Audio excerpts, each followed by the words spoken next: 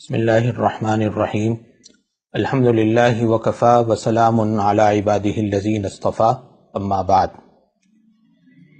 میرے دوستو بزرگوں، پوری دنیا میں کینسر ایک انتہائی جان لیوا مرض ہے، اور یقیناً آپ جانتے ہیں کہ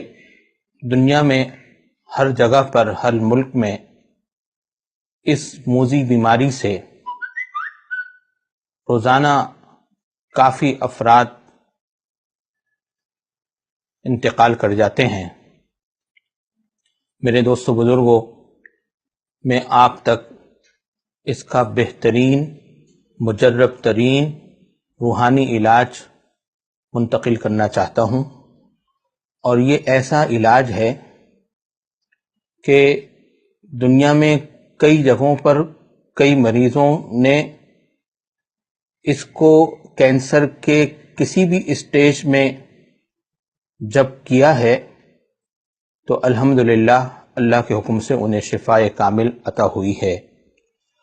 اور بہت ہی معجزاتی اور کراماتی طور پر اللہ تبارک و تعالی نے کینسر کی بیماری کو ان کے اندر سے بالکل ختم فرما دیا ہے۔ ہمارے ملک میں شوکت خانم ہاسپٹل پنجاب میں اور پشاور میں موجود ہے اسی کے لیے، اور کراچی میں کرن ہاسپٹل ہے۔ میری یہ درخواست ہوگی تمام ناظرین و سامعین سے کہ جن تک بھی یہ ویڈیو پہنچ رہی ہے اور یہ علاج، یہ نسخہ کیمیا ان تک پہنچ رہا ہے، وہ اسے ان ہسپتالوں میں مریضوں تک پہنچائیں، بلکہ اچھا ہوگا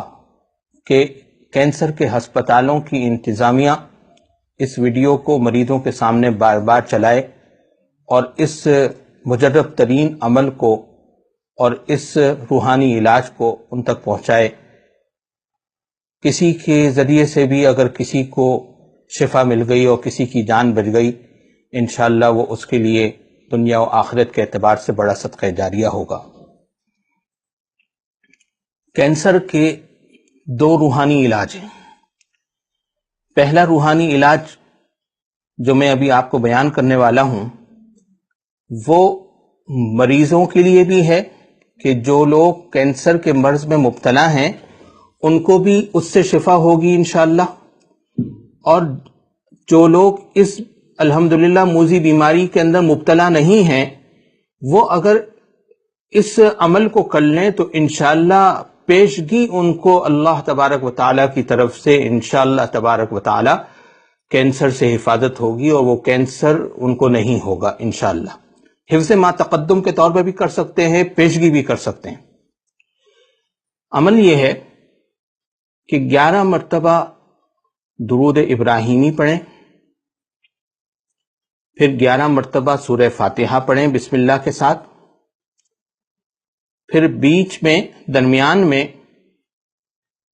29ویں سپارے کی سورہ ملک کی آیت نمبر 14 ہے، الا یعلم من خلق وهو اللطیف الخبیر، الا یعلم من خلق وهو اللطیف الخبیر۔ یہ 29ویں سپارے میں سورہ ملک کی آیت نمبر 14 ہے۔ اس کو 2222 مرتبہ پڑھنا ہے، ایک کم نہیں ہونا چاہیے، اور زیادہ ہو جائے تو کوئی حرج نہیں، لیکن کوشش کریں کہ یہی عدد برقرار رہے، اس میں ایک نمبر کی بھی کمی نہیں ہونی چاہیے۔ 2222 مرتبہ الا یعلم من خلق وهو اللطیف الخبیر پڑھنا ہے۔ پھر آخر میں دوبارہ 11 مرتبہ درود ابراہیمی، اور پھر 11 مرتبہ سورہ فاتحہ پڑھنی ہے۔ اپنے پورے جسم پر دم کرنا ہے، اگر کوئی بیمار ہے تو مقام مرض پہ دم کرنا ہے، اور اسی طریقے سے پانی دم کر کے پینا ہے۔ یہ زندگی میں صرف ایک بار کرنا ہے، اور ایک بار کرنے سے انشاءاللہ تبارک و تعالی کینسر کے جو مریض ہیں ان کو بھی شفا اللہ تبارک و تعالی عطا فرمائیں گے، اور جو مریض نہیں ہیں وہ اگر یہ عمل کر لیں تو انشاءاللہ تبارک و تعالی اللہ کے حکم سے ان کو اس مرض سے مکمل حفاظت رہے گی اور مکمل ان کو شفا حاصل رہے گی۔ ایک تو یہ روحانی علاج ہے جو کہ زندگی میں ایک بار ہی کرنا ہے اور ایک بار ہی کیا جائے گا۔ دوسرا علاج جو کہ مستقل مریضوں کو کرنا ہے اور روزانہ کرنا ہے، 40 دن تک بلا ناغہ کرنا ہے، وہ صرف مریضوں کے لیے ہے، وہ میں بیان کرتا ہوں۔ وہ یہ ہے کہ 11 مرتبہ درود ابراہیمی پڑھنا ہے، پھر سورہ مریم پڑھنی ہے، پھر 11 مرتبہ درود ابراہیمی پڑھنا ہے، اور پھر مریض کے اوپر دم کرنا ہے، پانی دم کر کے پلانا ہے۔ وہ پانی دم کیا ہوا پورے دن